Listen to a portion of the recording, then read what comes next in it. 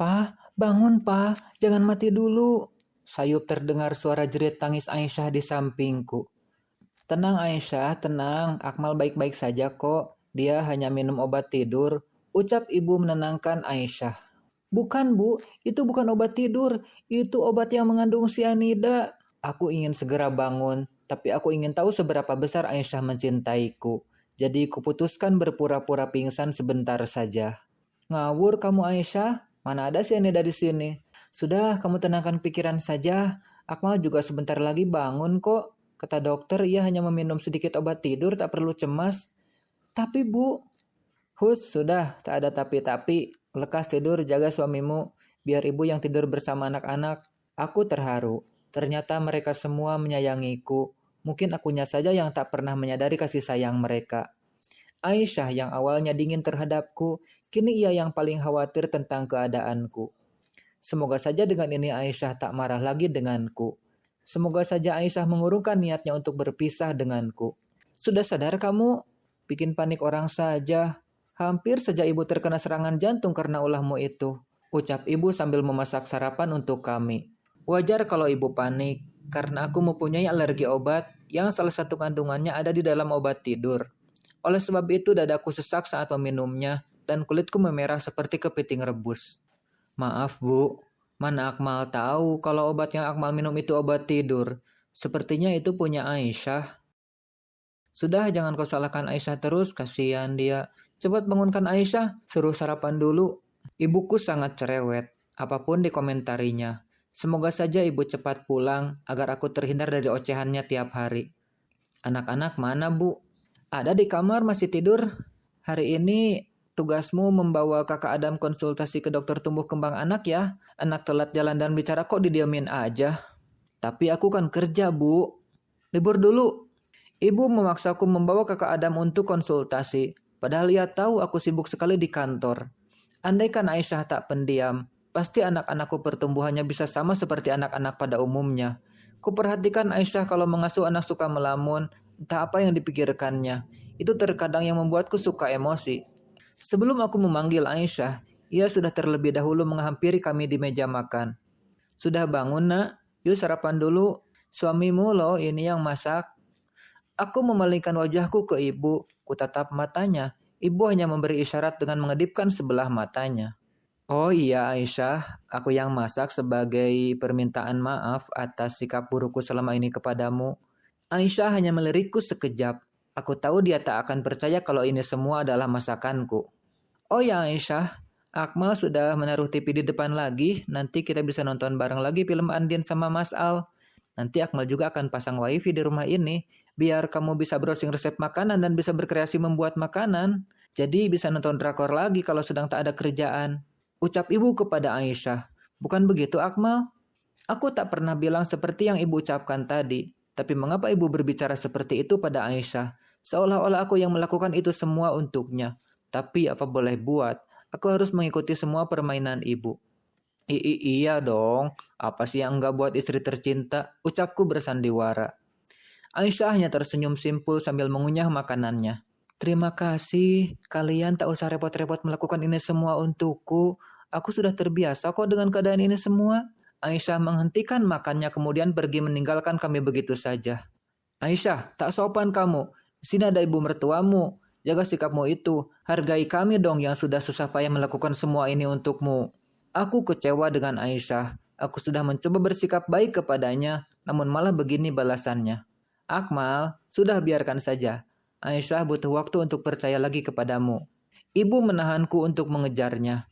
Aku memandang Aisyah dengan tatapan nanar. Terlalu besarkah kesalahanku sehingga Aisyah enggan memaafkanku? Beberapa menit kemudian, aku menghampiri Aisyah yang sedang menyuapi kakak Adam. Ia menyuapi tanpa ekspresi. Kedua jagoanku ini sangat aktif sekali. Aku hampir tak bisa mengendalikannya. Kakak Adam dengan cepat merangkak dan tiba-tiba duduk di atas adiknya yang sedang tengkurap. Adiknya menangis. Kakak Adam malah berlonjak-lonjak di punggung mungil adiknya itu. Lalu wajah adik dibenamkan ke bantal hingga ia sulit bernafas. Aku berteriak karena kaget. Ya Allah, hampir saja aku jantungan dibuatnya. Bagaimana jika tak ketahuan? Bisa-bisa adik tak bernafas selamanya. Aisyah yang melihat kejadian itu memilih diam. Matanya tertuju ke layar televisi, namun pandangannya terlihat kosong. Aisyah sayang, kita jalan-jalan yuk. Aisyah masih saja diam tak menyambut panggilanku. Setelah beberapa kali memanggil, akhirnya ia menengok juga. Aisyah menganggukkan kepala dan bersiap mengikuti ajakanku. Kami pergi hanya bertiga. Dede Azam aku titipkan kepada ibu. Aku tak bilang kepada Aisyah kalau aku akan mengajaknya ke dokter spesialis anak untuk memeriksakan tubuh kembang kakak Adam seperti saran ibu. Mengapa kita berhenti di rumah sakit? Mau apa ke sini? Kok mau membawaku ke psikiater? Aisyah mulai panik. Sepertinya ia masih ingat perlakuan burukku kepadanya waktu itu. Bukan mau mengobatimu, tapi kakak Adam. Ucapku menenangkannya. Kakak Adam baik-baik saja, untuk apa berobat? Ia tak perlu dokter. Yang dia perlukan adalah perhatianmu. Ucap Aisyah meracau tak menentu.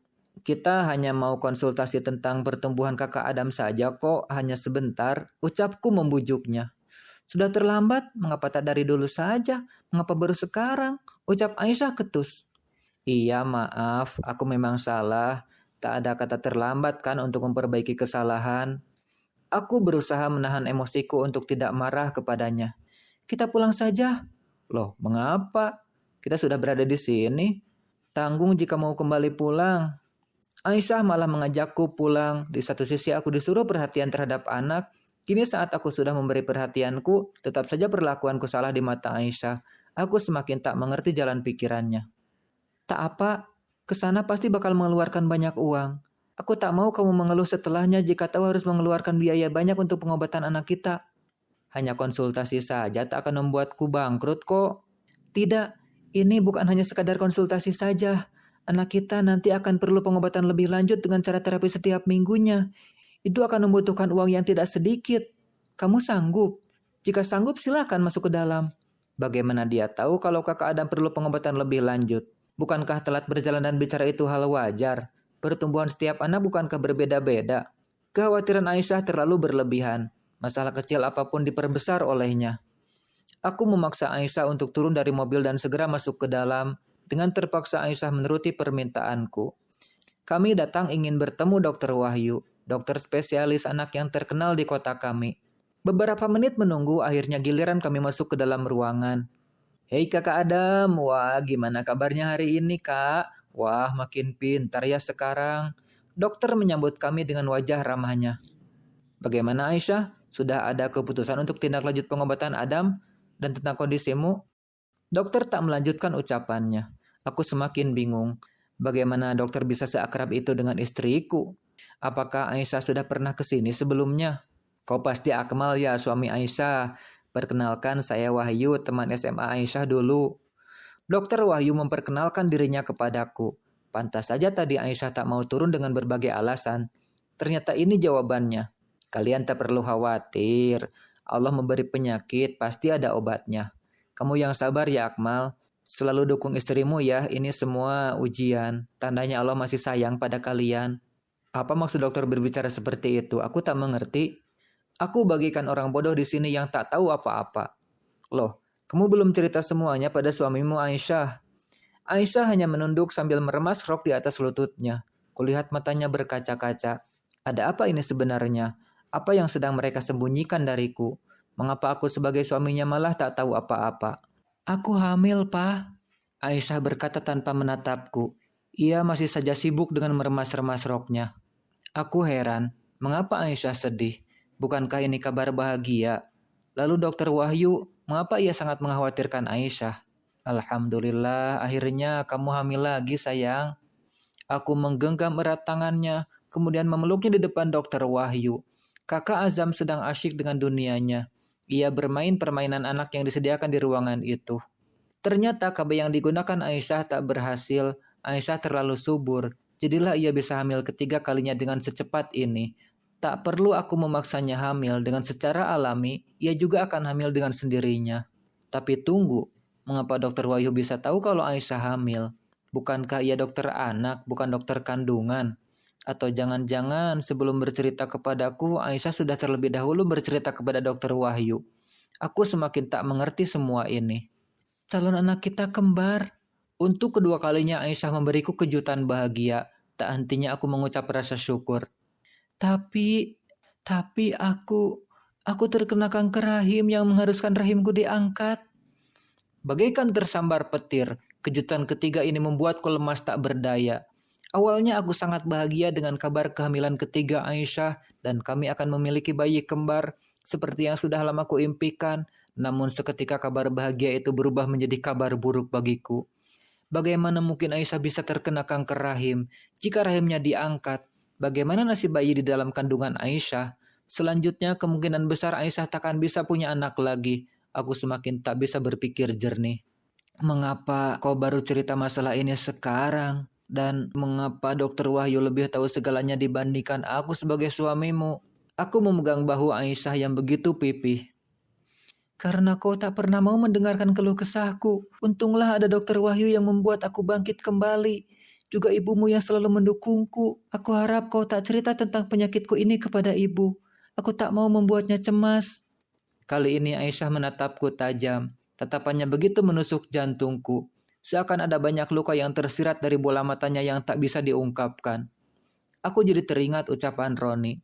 Perlakukan istri lu dengan baik, bro. Jangan tunggu sampai kehilangan baru lu akan menyadarinya. Sakit bro ditinggal pas lagi sayang-sayangnya. Mungkin benar ucapan Roni. Inilah yang sedang aku rasakan sekarang. Takut kehilangan, mungkin itu yang tepat menggambarkan isi hatiku saat ini. Satu lagi, kemungkinan besar kakak Adam terkena penyakit dispraksia. Untuk itu butuh pemeriksaan lebih lanjut. Aisyah melanjutkan perkataannya. Kejutan demi kejutan Aisyah berikan kepadaku. Ya Allah, apalagi ini? Mengapa ujianmu bertubi-tubi? Aku tak tahu dispraksia itu penyakit apa. Apa itu dispraksia, dok? Aku mencoba bertanya kepada Dokter Wahyu.